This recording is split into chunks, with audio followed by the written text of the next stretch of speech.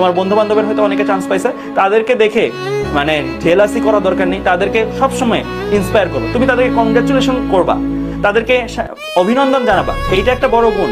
নিজে পাইলাম না তার মানে ওই সিস্টেম খারাপ, ওই জিনিসটা খারাপ, দরকার নেই এরকম কিছু বলার। তুমি শান্তি প্রিয় মানুষ হিসেবে থাকো, তুমি তাদেরকে কংগ্রাচুলেশন জানাও, তুমিও দেখবা যে একটা সময় তোমারও হয়ে যাচ্ছে। হ্যাঁ, সো তুমি আগে কি হয়েছিল, কি হতে পারতো, ওই কনসেপ্ট, ওই জিনিসগুলো মাথা থেকে জাস্ট ইরেজ। হ্যাঁ, জাস্ট সামনে কি হবে ওইটাই ফোকাস। আর সোশ্যাল মিডিয়াতে কারো সুখ দেখে, কারো আনন্দ দেখে নিজে কষ্ট পাওয়ার কিচ্ছু নাই। প্রত্যেকের রাইট আছে সেলিব্রেট করার, প্রত্যেকের হক আছে সেলিব্রেট করার, অধিকার আছে, তোমারও রাইট আছে। আর আমরা চাই যে তুমিও একটা সময় সেলিব্রেট করো, আমরাও তখন হাততালি দিব, সবাই হাততালি দিবে।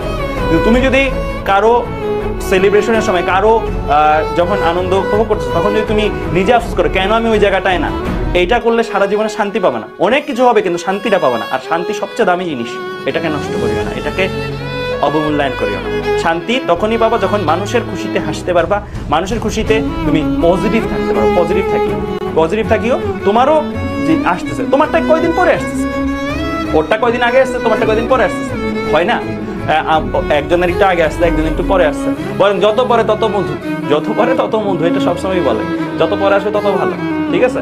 সো এটাকে নিয়ে কোনো করার কিছু নেই, মানে আফসোস বোধ বা এগুলো করার কিচ্ছু। ঠিক আছে?